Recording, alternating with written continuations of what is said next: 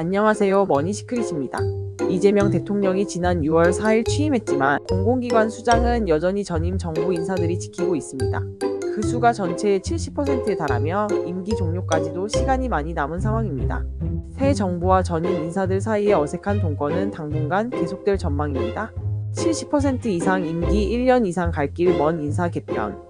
기업 분석 전문기관 리더스인덱스에 따르면 전체 331개 공공기관 중 공석을 제외한 기관장 312명 가운데 무려 221명, 즉 70.8%가 1년 이상 임기를 남겨두고 있습니다.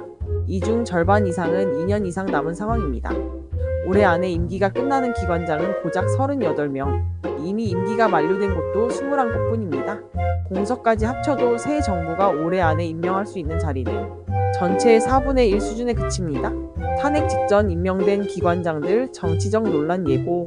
특히 지난 12.3 계엄 사태 이후 임명된 기관장 56명 중 53명은 탄핵 가결 이후 임명된 인사들입니다. 이들은 향후 야권과 언론을 중심으로 이른바 알박기 인사 논란이 불거질 가능성이 높습니다. 이재명 대통령이 후보 시절 강조했던 공공기관장 임기 대통령 임기 일치 공약도 현행법상 강제하기 어려워 실현 가능성이 낮아졌다는 분석이 나옵니다. 부처별 분석, 고용부식약처는 전원 잔류.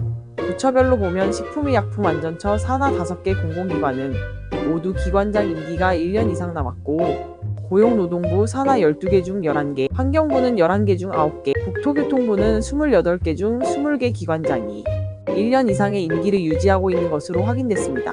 일괄 교체 어려운 이유는 리더스인덱스 박주근 대표는 현재도 아래선 대통령이 바뀌었다고 해도 공공기관장을 단기간에 일괄 교체하긴 어렵다고 분석했습니다. 공공기관장은 법적으로 임기 보장을 받는 독립성이 있는 자리인 만큼 임의 해임은 법적 분쟁으로 이어질 수도 있기 때문입니다. 새 정부 인사 개편 속도 낼 수 있을까? 이재명 정부가 새 인사 기조를 어떻게 펼칠 수 있을지는 법과 제도의 틀 안에서 상당한 제약을 받을 수밖에 없습니다. 공공기관 운영의 효율성과 정치적 안정성 사이에서 어떤 선택을 할지 지켜봐야 할 시점입니다.